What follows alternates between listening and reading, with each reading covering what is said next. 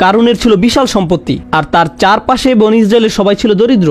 তারা বলতো, ইয়া লাইতা লানা মিসলা মা উতিয়া কারুন, কারুন যা পেয়েছে আমাদের যদি তাই দেয়া হতো আমরা কতই ভালো থাকতাম। ইস, আমার যদি কারুনের মতো সম্পত্তি থাকতো কত চমৎকার হতো, আমার যদি তার মতো সম্পত্তি থাকতো। এর মূলটা দুর্নীতিগ্রস্ত, এটা অন্তরের বিকৃতি। এই আকাঙ্ক্ষা যে কোনো উপায়ে মানুষকে টাকা উপার্জন করতে বাধ্য করে। তখন তারা আর হালাল হারামের তোয়াক্কা করে না।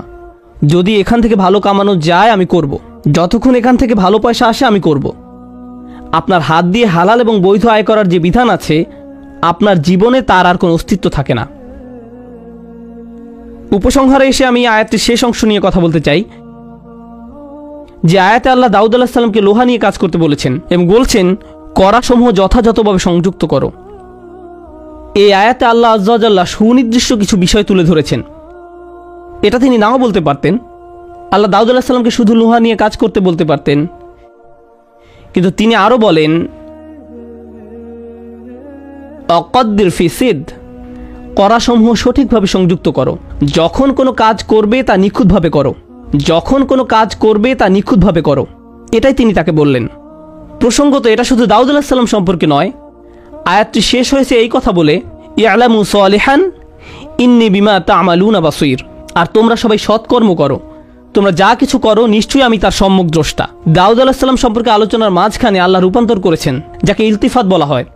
তিনি ইলতিফাত করে সরাসরি আমাকে এবং আপনাকে উদ্দেশ্য করে বলছেন, আমি তোমাদেরকে শুধু দাউদ আলাইহিস সালামের গল্প বলছি না, বরং তোমরাও তোমাদের কাজ ভালোভাবে করো, তোমরাও তোমাদের কাজ ভালোভাবে সম্পাদন করো। এটা কোনো ব্যাপার নয় যে আপনি যদি ক্ষমতাশালী কোনো এক্সিকিউটিভ হন বা একজন দারোয়ান হন অথবা কোনো কেরানি হয়ে থাকেন, আপনি যেই কাজই করেন না কেন সেই কাজে আপনার উত্তম কৃতিত্ব প্রদর্শন করা উচিত। আপনি যে বেতন পেয়ে থাকেন তা যেন আপনার কাজের কারণেই পান। আপনি যেন কাজের মাঝে ঘুমিয়ে না থাকেন, আপনার কাজের মাঝে ইহসান থাকা উচিত।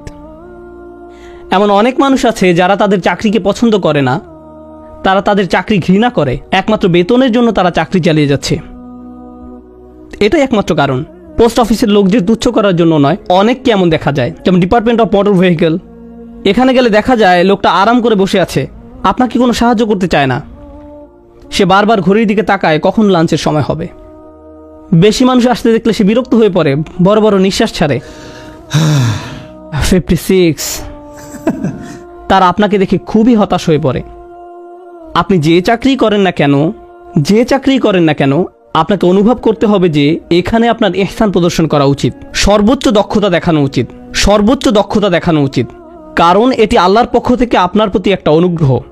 যদি এই চাকরি না থাকতো আপনাকে মানুষের কাছে হাত পাততে হতো, আপনাকে মানুষের কাছ থেকে টাকা ধার নিতে হতো, বিদ্যুৎ বিল দেওয়ার জন্য, মুদি দোকানের বিল পরিশোধ করার জন্য, আপনার বাচ্চাদের খাবার কিনে দেওয়ার জন্য।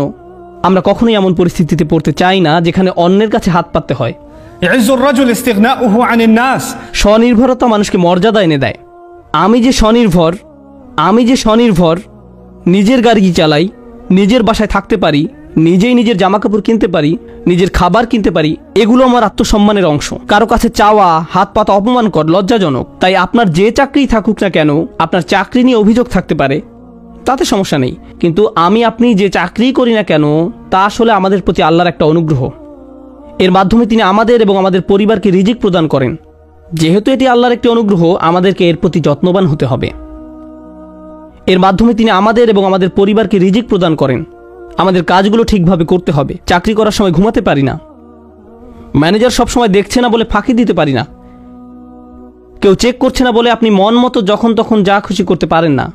এর মাধ্যমে তিনি আমাদের এবং আমাদের পরিবারকে রিজিক প্রদান করেন।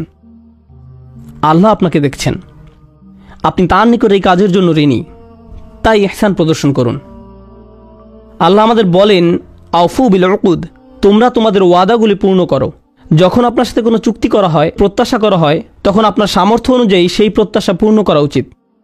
ও আমালু সালিহান, আর তোমরা সৎকর্ম করো। আমাদের শুধু হালালভাবে কাজ করলেই হবে না, আমাদের কাজটাও যেন বৈধ কাজ হয়। আমাদের নিশ্চিত করতে হবে যে আমরা যে চাকরি করি তার মাধ্যমে পৃথিবীতে যেন ভালো কিছুর আবাদ হয়। আমরা দুর্নীতিগ্রস্ত কোনো ইন্ডাস্ট্রির অংশ হতে পারি না, আমরা এমন কোনো কর্পোরেশনের অংশ হতে পারি না যা পৃথিবীতে নোংরামি আর নষ্টামির বিকাশ ঘটায়। প্রতিষ্ঠানটি কিসের অংশ তার দিকে লক্ষ্যপাত না করে শুধু নিজের টাকা উপার্জনে চিন্তিত থাকতে পারি না। এই জন্য আপনি কোনো বিয়ার উৎপাদনকারী প্রতিষ্ঠানে চাকরি নিতে পারেন না, অথবা অস্ত্র নির্মাণকারী কোনো শিল্পে। এই মানুষগুলো পৃথিবীতে ভয়ঙ্কর অনিষ্টের জন্ম দেয়, তারা ব্যাপক মৃত্যু আর ধ্বংসযজ্ঞ ঘটায়। আমাদেরকে নৈতিকভাবেও সচেতন থাকতে হবে যে আমরা যে কাজ করি তা যেন পৃথিবীতে ভালো কিছু আনে, উত্তম কোনো উদ্দেশ্য সাধন করে। তাই আমাদের চাকরির জায়গা নিয়ে এবং যে ক্ষেত্রে আমরা অবদান রাখছি তা নিয়ে সচেতন থাকা উচিত।